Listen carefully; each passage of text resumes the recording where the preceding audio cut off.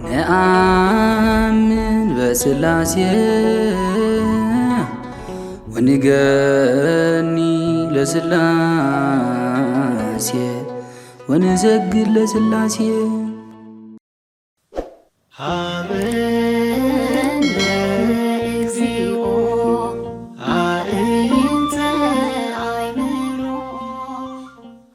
በስመ አብ ወወልድ ወመንፈስ ቅዱስ አሃዱ አምላክ።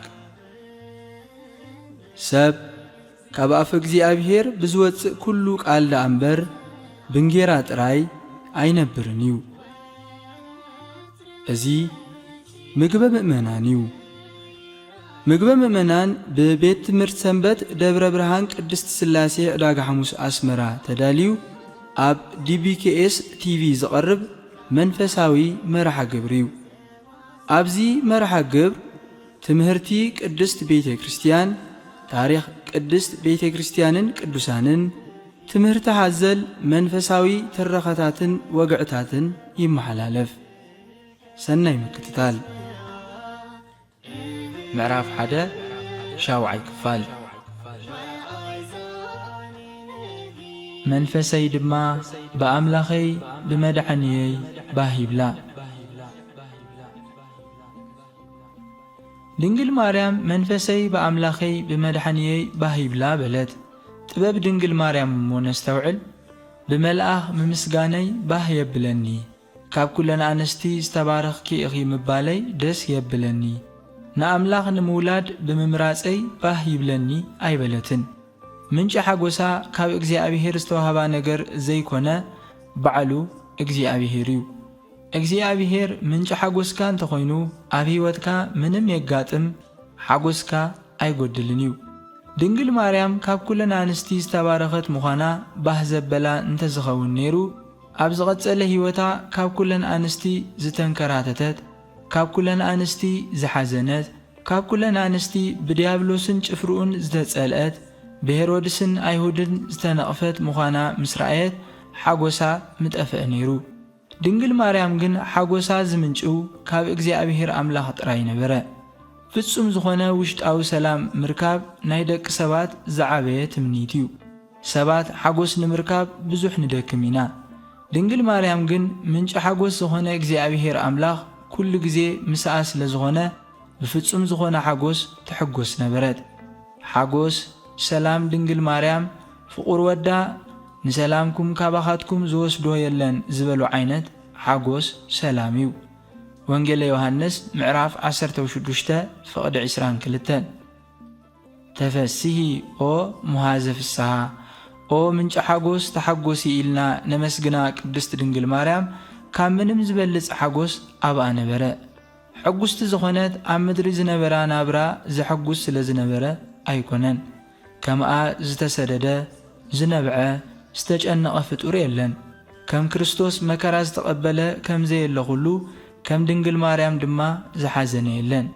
ንሳ ግን ናብ ቅድስት ኤልሳቤጥ ዝሰጋገር ናብ ከርሲ ዘሎ ጽንሲ ዝመሓላለፍን ንኻልኦት ዝተርፍን ሓጎስ ነበራ። ቅዱስ ያሬድ ተፈሲሓ በነፍሳ ጾረቶ በከርሳ፣ ብነፍሳ ተሓጒሳ ኣብ ከርሳ ጾረቶ ከም ዝበለ ደስታኣ ስጋዊ ደስታ ይነበረን። ካብ ፍረታት መንፈስ ቅዱስ ሓደ ሓጎስ እሞ ስለዚ ቅድስት ድንግል ማርያም ምስ ወለሓደ ዘየላ ሓጎስ ነበራ። መልእክቲ ቅዱስ ጳውሎስ ናብ ሰብ ገላትያ ምዕራፍ 5 ፍቕዲ 22 ብሓቂ ምንጭ ሓጎስ ዝኾነ ወዲ ወሊዳ እንተዘይተሕጐስ ምገረመና ነይሩ። ንሳ ዝወለደቶ ልደቱ ንኹሉ ሰብ ሓጎስ ዝኸውን ዓብዪ ብስራት ዝኸውን ወዲ ዶ ኣይኮነን? እግዚኣብሔር ኣብ ብኡኡ ባህ ዝብለኒ ዘፍቅሮ ወደይ እዚ እዩ ዝበሎ ሓደ ወዱ ወዳ ክኸውን ሂብዋ እዩ እሞ ንሳ ድማ ብወዳ ትሕጐስ ነበረት። ንጉስ ዳዊት ናብ ቤት እግዚኣብሔር ንኸይድ ምስ በሉኒ ተሓጐስኩ እንተይሉ እግዚኣብሔር ናይ 9 ወርሒ ቤቱ ገይሩ ዝሓደረላ ቤተ እግዚኣብሔር ዝተባህለት ድንግል ማርያም ክንዲ ምንታይ ትሕጐስ ትኸውን? ምውላዱ ንሰብን ንመላእኽትን ብሓጎስ ክዝምሩ ካብ ገበረ ዝወለደቶ ቅድስት ድንግል ማርያም ክንደይ ባህ ዘይብላ። ጎይታ ንሐዋርያት ኣስማትኩም ኣብ ሰማይ ስለ ዝተጻሕፈ ደስ ይበልኩም ካብ በሎም እግዚኣብሔር ካልኣይ ሰማይ ገይሩ ዙፋኑ ዝገበራ ኣብ ምድሪ ዘላ መሓዛ ጠፈር ሓብቲ ኣርያም ድንግል ማርያም ክንድምንታይ ትሕጐስ ትኸውን? ኦ ቅድስቲ ድንግል ማርያም በጃኽያ ኣብ ልዕለኺ ንዝፈሰሰ ሓጐስ ቀዲሕኪ ናባና ናብቶም ሓዘንተኛታት ኣፍስሲ ከምቲ ኖህ ዝለኣኻ ርግቢት ናይ መከራኹም ማይ ጐዲሉ ኢልኪ ክተበስርና ናባና ንዒ ንኢ ርግበየ ትናዝዝኒ ሓዘነ ልበየ ኦ ርግበይ ሓዘን ልበይ ክተረጋግኢ ናባይ ንዒ መከራ ኣገልጋሊቱ ርእዩ እዩ እሞ ብምቕጻል ድንግል ማርያም መከራ ኣገልጋሊቱ ርእዩ እዩ እሞ በለት ኣብ ቅድሚ ክልቲኦም ኣመስገንታ ገዛ ርእሳ ኣመት ኣገልጋሊት ኢላ ጸውዐት ኣብ ቅድሚ ቅዱስ ገብርኤል እኔኹ ኣገልጋሊት እግዚኣብሔር ዝበለት ድንግል ኣብ ቤተ ኤልሳቤጥ ድማ መከራ ኣገልጋሊቱ ርእዩ እዩ እሞ በለት ኦ ደብር ነባቢት በትሕትና ኦ ብትሕትና ዝተዛረብኪ እምባ ዝተባህለት ድንግል ርእሳ ኣትሒታ ኣገልጋሊት ትበል እምበር ሊቅ ቅዱስ ያሬድ ርግብየ ይቤላ በእንተ የወሃታ እንዘኣመቱ እሞ ረሰያ ታይካ ሰማይ ኮነ ማሂደራ ብለውሃታ ርግቢት በላ ኣገልጋሊቱ ኸላ ኣድዩ ገበራ ኣዳራሽ ሰማይ ምሕደሪኣ ኮነ ከም ዝበለ እግዚኣብሔር ግን ንኣደነት እዩ ሓሪዋ እግዚኣብሔር ንድንግል ማርያም ካብ ኩለን ኣንስቲ ፈልዩ ንኣደነት ዝሓረየሉ ምኽንያት ብዙሕ እዩ ዋላ እኳ በቲ ዘመን እቲ ብዙሓት ደናግል ኣብ እስራኤል እንተነበራ ንጉስ እግዚኣብሔር ቅድስናኣ ፈትዩ ርግበይ ፍጽምተይ ሓንቲ እያ ኢሉ ዝወሰነላ ዝሓረያ ግን ንሳ ነበረት መሃሌየ መሃሊ ምዕራፍ 6 ፍቕዲ 9 እዚ ይኹን እምበር ድንግል ማርያም ብኸመይ ከም ዝሓረያ ክትገልጽ ከላ ቅድስናይ ርእዩ እዩ ንጽህናይ ተዓዚቡ እዩ ድንግልናይ ርእዩ እዩ ኣይበለትን መከራ ኣገልጋሊቱ ርእዩ እዩ እሞ ኢላ ፍጹም ትሕትናኣ ዝገልጽ ቃል ተዛረበት ቅዱስ ያዕቆብ ዘስሩግ ንሳ ብዓይኒ እግዚኣብሔር ብዝተረአየ ጽባቐ ቅድስና ዝመልአት ነበረት እሞ ኣብ ንጹህ ማሕፀና ክሓድር ፈተወ ከም ድንግል ማርያም ገዛ ርእሱ ትሕት ዘበለ ማንም ትሑት የለን ይብል ኣብ ልዕሊ ገጽ ምድሪ ካብ ዘሎ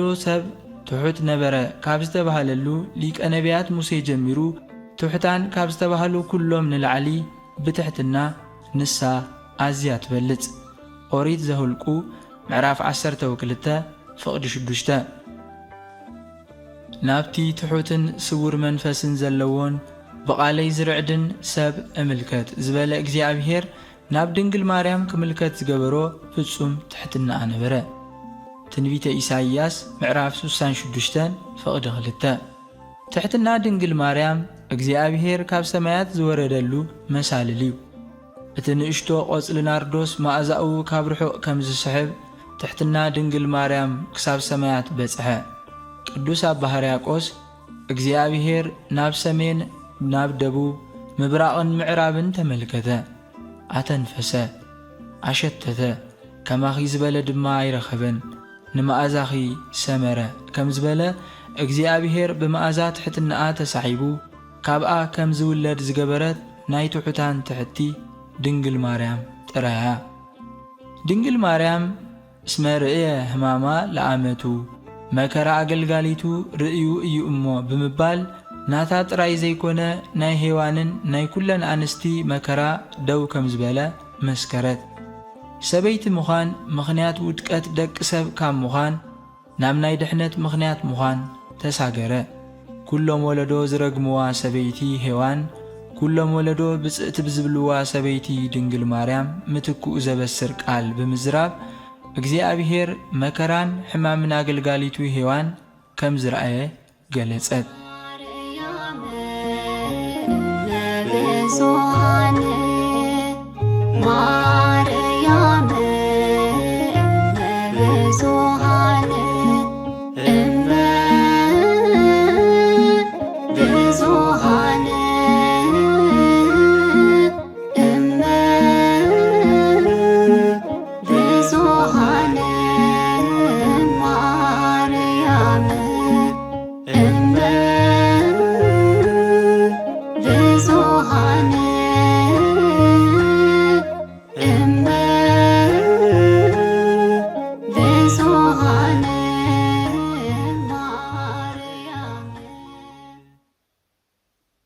ነአምን በስላሴ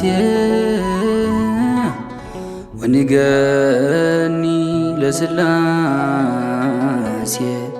ወንሰግድ ለስላሴ